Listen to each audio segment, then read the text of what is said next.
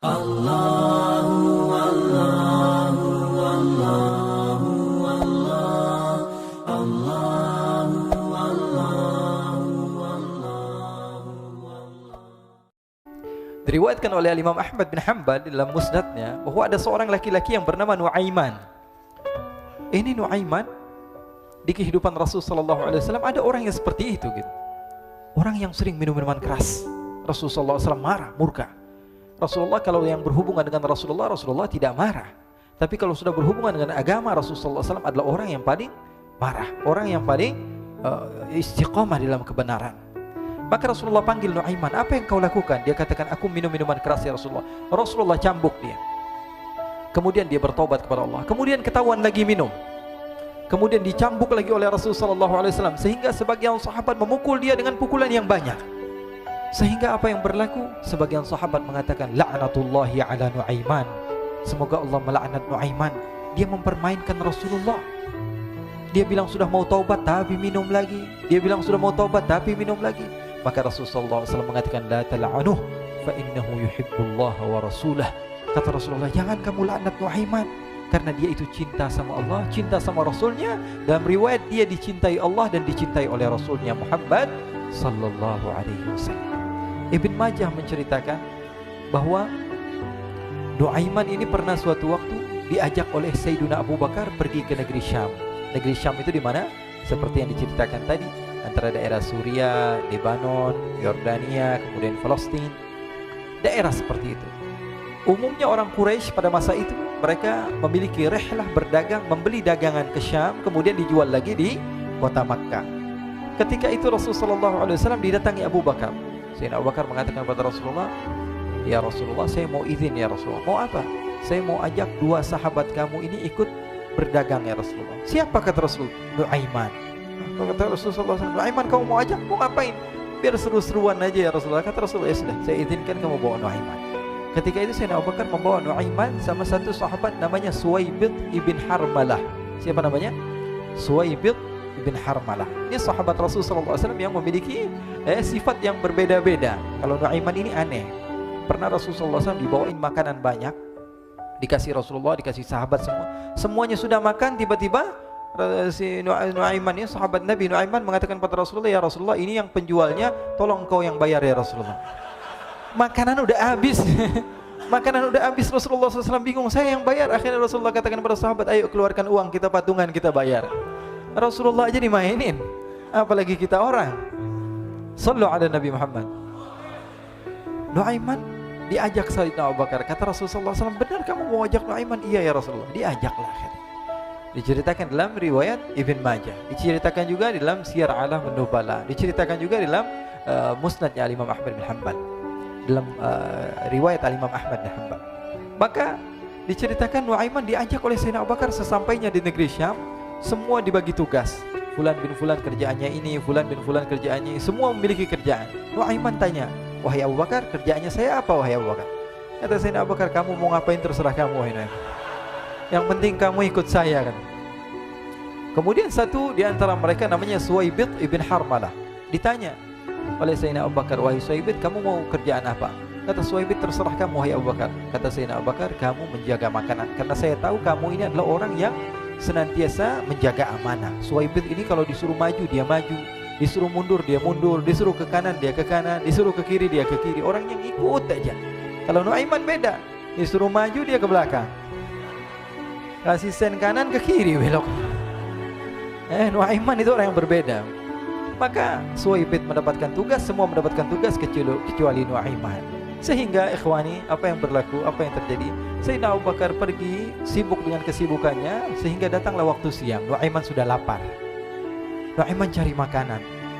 Dia nggak punya uang, diajak Sayyidina Abu Bakar tapi tidak diberikan uang. Sehingga dia cari-cari makanan. Dia tahu Suwaibid yang jaga makanan, dikatakan, wahai Suwaibid, saya mau makan, berikan kepada saya satu roti saja. Yang terpenting apa? Saya makan sekarang, saya sudah lapar. Kata Suwaibid, ya Allah Nuaiman, kita tunggu Abu Bakar saja sehingga dia datang, karena ini amanat. Amanat dari Abu Bakar, saya tidak boleh berikan kepada siapapun kecuali atas izin Abu Bakar. Kata Nuaiman, kasih saya makanan, kalau tidak saya bikin masalah sama kamu. Merah wajahnya Suwaibid, karena dia tahu jangankan saya, Rasulullah jadi mainin. bingung, apa yang harus saya lakukan? Akhirnya Nuaiman bilang, gampangannya aja, kata Nuaiman, kamu kasih saya makanan, atau kalau tidak saya bikin masalah sama kamu. Bingung Suhaib pikir panjang. Setelah itu dia katakan, ya sudah Nuaiman, saya tetap mau jaga amanah Abu Bakar, karena saya takut ini adalah perintahnya Allah, perintahnya Rasulullah Sallallahu Alaihi Wasallam, dan perintah daripada Abu Bakar sahabatnya Nabi. Kata Nuaiman, kalau memang begitu kamu maunya, ya sudah, berarti kamu ngajakin berantem sama saya. Nuaiman pergi ke pasar, dia cari-cari tempat penjualan hamba sahaya. Dia lihat-lihat beberapa hamba sahaya, ini berapa harganya? Ini katanya 10 qalanis. Ini berapa? Ini harganya, hitungan orang zaman dahulu, kita sih hitung seperti dirham, berapa ratus dirham gitu, 200 dirham. Yang ini berapa? 300 dirham. Yang ini berapa harga hamba sahaya? 300 dirham. Harganya antara 300, 200 sampai 100. Kemudian Nuaiman mengatakan kepada penjual hamba sahaya tersebut, saya punya juga hamba sahaya, tapi saya jual cuma 20 dirham saja, murah. Katanya, apa benar ada hamba saya harganya segitu? Iya, karena dia punya aib, ada kekurangan. Apa? Nanti kalau kalian tangkap, dia bakalan teriak, saya ini bukan hamba sahaya tapi orang merdeka. Akhirnya semua orang berkumpul mau beli. Ini Nuaiman sama Nuaiman diajak ke Suhaib bin Harmalah tadi.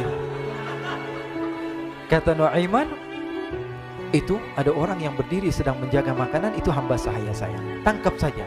Oh baik. Diberikan uang 20 dirham, dimasukkan oleh Nuaiman ke kantongnya, kemudian Suhaib ditangkap. Ketika ditangkap, Suhaib teriak, saya bukan hamba saya orang merdeka. Maka orang-orang tersebut mengatakan, saya sudah tahu kekurangan kamu. Ini memang kekurangan kamu, memang kamu, tapi saya tidak perlu dengan bacot kamu, yang penting kerjanya kamu gitu. Ya kan hamba saya untuk apa? Untuk kerja, mau dia ngomong apa, mau ngomel terserah, yang penting dia mau kerja. Akhirnya ditangkaplah Suhaib dan dijual di pasar. Nuaiman punya uang banyak ini. Dia beli makanan, dia beli minuman, dia beli hadiah buat Rasulullah. Dia beli macam-macam di negeri Syam ini. Waktu itu adalah superpower, adidaya Romawi. Pada masa itu semua barang mahal, tapi Nuaiman banyak uangnya. Dia belanja ini, belanja itu, sehingga Sayyidina Abu Bakar pun pulang. Ketika Sayyidina Abu Bakar pulang, Sayyidina Abu Bakar cari, mana ini Suhaib? Kita semua sudah lapar. Kata Nuaiman dengan mudahnya dia mengatakan, sudah saya jual wahai Abu Bakar. Maka Sayyidina Abu Bakar bertanya, apa yang kau lakukan wahai Nuaiman? Diceritakan oleh Nuaiman dengan jujur. Nuaiman ini orangnya apa adanya, tapi nyusahin. Saya jual. Akhirnya dibawa oleh Nuaiman, Sayyidina Abu Bakar pergi ke mana? Ke pasar, lalu dibeli lagi oleh Sayyidina Abu Bakar As-Siddiq Suhaib yang tadinya orang merdeka menjadi hamba sahaya sebentar, kemudian dibeli lagi oleh Sayyidina Abu Bakar. Pulang ke Madinah, kisah ini diceritakan di hadapan Rasulullah SAW. Maka perawi mengatakan, fadhahikan nabiyyu hatta badat nawajiduhu. Ketika diceritakan kisah Nuaiman tersebut dengan Suhaib, Rasulullah tertawa sejadi-jadinya sehingga gigi geraham Rasulullah SAW nampak di wajah mata para sahabat. Sehingga perawi lain mengatakan 1 tahun berlalu Rasulullah, setiap ada tamu yang datang pada Rasulullah, Rasulullah akan ceritakan kisah Nuaiman menjual Suhaib tersebut. Jadi ada ikhwani, jangan kalian kira Rasulullah SAW itu hidup di satu masa sahabat-sahabatnya itu seperti ustadz-ustadz yang khusyuk, yang kayak Habib bin Anis ini banyak. Bahkan ikhwani, mungkin di akhir karena masanya sudah habis, pernah suatu waktu Rasulullah SAW didatangi asyraf, delegasi dari beberapa negara yang ingin mengenal apa itu agama Islam. Sehingga mereka datang ke rumah Rasulullah SAW membawa unta, kendaraan yang ketika itu kendaraan yang paling mahal mereka miliki, itu untanya yang paling mewah. Diikat di depan rumah Rasulullah SAW. Tamunya pun masuk, duduk bersama Rasulullah SAW. Di depan rumah Rasulullah SAW ada beberapa sahabat. Ada Sayyiduna Hamzah, kalian tahu Sayyidina Hamzah adalah orang yang pemberani. Ada Sayyiduna Umar, kalian tahu Sayyidina Umar adalah orang yang pemberani.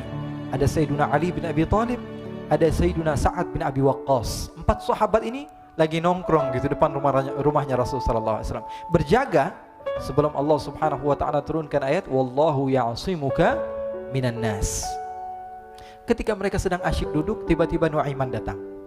Ini Nuaiman kalau datang pasti bikin sesuatu yang aneh. Bahkan dikatakan tidaklah Rasulullah SAW dalam keadaan bersedih, kecuali Nuaiman datang Rasulullah akan tersenyum. Jadi sebagian sahabat itu senang kalau sudah Nuaiman datang, pasti Rasulullah bahagia. Tapi ketika itu Nuaiman datang ingin duduk bareng-bareng Sayyidina Hamzah. Sayyidina Hamzah katakan kepada Nuaiman, bercanda begitu. Nuaiman, kamu lihat unta orang datang dari luar Arab ini. Lihat, kata Nuaiman, ini besar banget ini, badannya besar gitu. Dagingnya pasti banyak. Iya nih, kalau kita sate enak nih ntar malam. Kata Nuaiman. Kata Sayyidina Hamzah, apakah kamu berani? Kata Nuaiman, saya berani aja asal kalian gak bilang sama Rasulullah. Kata Sayyidina Hamzah, benar wahai Nuaiman, benar kan? Akhirnya Sayyidina Hamzah lupa masalah itu, cuma bercanda-bercanda saja. Sayyidina Hamzah lagi asik sama Sayyidina Umar, Sayyidina Ali. Tiba-tiba apa? Ternyata ketika dia melihat unta tersebut sudah pisah antara kepala sama badannya. Nuaiman mengatakan, wahai Hamzah, ini unta saya sudah potong, saya mau pergi sebentar. Kalau Rasulullah cari saya, tolong jangan beritahu di mana saya. Nanti kalau keadaan sudah aman, mari kita nyate bareng-barengan. Ini ada yang seperti itu di zaman Rasulullah SAW. Maka dia pun berlari dan berlari mencari satu tempat supaya Rasulullah SAW dia selamat daripada Rasulullah SAW. Sehingga Sayyidina Hamzah bingung, ini kalau Rasulullah keluar gimana? Ada Hamzah Asadullah, ada Ali bin Abi Thalib, ada Umar, gak bisa jaga kendaraannya, tamunya Rasulullah sallallahu alaihi wasallam. Akhirnya benar apa yang terjadi, ikhwani. Rasul sallallahu alaihi wasallam tamunya mau pulang. Ketika dia buka pintu tamu melihat apa? Untanya sudah begitu. Mereka teriak, "Wa naqatah, unta kami wahai Muhammad. Baru mau kenal Islam, unta kami, kendaraan kami sudah dibuang." Rasulullah SAW lihat Sayyidina Hamzah, lihat Sayyidina Ali. Mereka nggak bisa ngomong, mereka hanya bilang apa? Nuaiman ya Rasulullah. Rasulullah perintahkan Sayyidina Umar, wahai Umar, sekarang kamu ambil uang, kemudian kamu gantikan, kemudian kamu berikan 2 kali lipat daripada harta unta ini, sehingga apa? Agama Islam tidak didengar dengan sesuatu yang tidak baik di luar sana. Akhirnya diberikan harta, diberikan unta yang baru dan diberikan harta yang lebih untuk orang tersebut, sehingga orang tersebut tidak menjelek-jelekan agama Islam. Kata Rasulullah SAW, dan sekarang waktunya kita balas dendam sama Nuaiman. Nuaiman ternyata berlari tempat yang jauh sampai hampir keluar dari kota Madinah. Dia dapatkan seorang sahabat Nabi yang hadir juga dalam peperangan Badar, namanya Al-Miqdad bin Al-Aswad. Siapa namanya?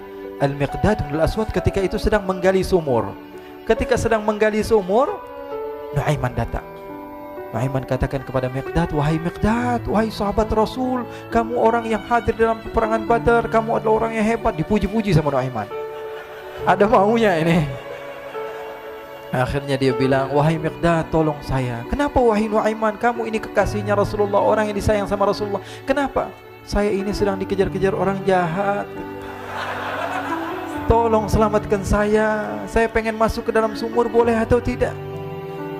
Kata Miqdad, siapa yang mengejar kamu? Pokoknya saya dikejar sama orang-orang. Kamu mau atau tidak selamatkan saya?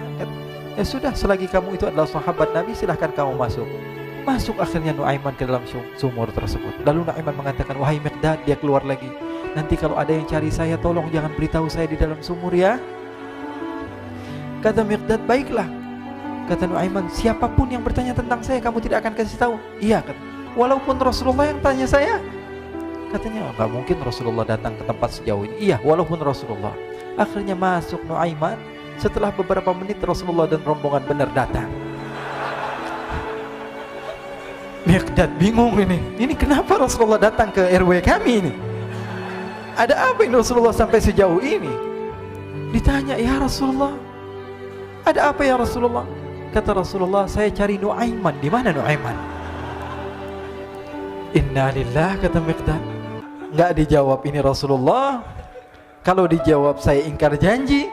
Akhirnya apa dia katakan? Wahai Rasulullah, mata saya tidak memandang kepada Nuaiman, tapi tangannya nunjuk ke dalam sumur. Sahabat. Apa dia bilang? Mata saya tidak melihat kepada Nuaiman, tapi tangannya nunjuk ke sumur. Akhirnya dibuka sama Rasulullah, Nuaiman muncul. Kata Rasulullah, Nuaiman, kamu bikin malu saya, wahai Nuaiman. Ya Rasulullah, yang bersalah bukan saya, tapi orang yang mencari saya bersama kamu ya Rasulullah.